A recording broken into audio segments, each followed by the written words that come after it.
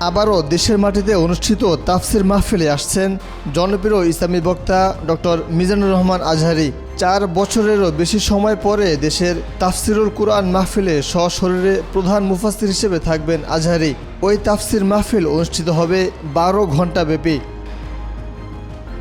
কক্সবাজারের বৃহত্তর সাবেক গুলদি তাফসির ময়দান পেকুয়ায় মাহফিলটি অনুষ্ঠিত হবে। আগামী 27 ডিসেম্বর সকাল 10টা থেকে রাত 10টা পর্যন্ত চলবে।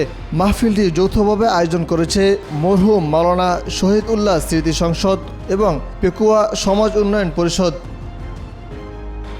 ওই মাহফিলের পোস্টার থেকে জানা গেছে, আজহারী ছাড়াও আলোচনায় অংশ নেবেন আলোচিত বক্তা শায়খ মুফতি কাজী ইব্রাহিম, মাওলানা আবদুল্লাহ আল আমিন, শায়খ মুফতি জসিমউদ্দিন রহমানী, আল্লামা কামরুল ইসলাম সাঈদ আনসারী এবং মাওলানা সাদিকুর রহমান আজহারী। মাহফিল কমিটির সদস্য মিজানুর রহমান জানান, পোস্টারে উল্লেখিত সকল মুফাসসির উপস্থিত থাকবেন।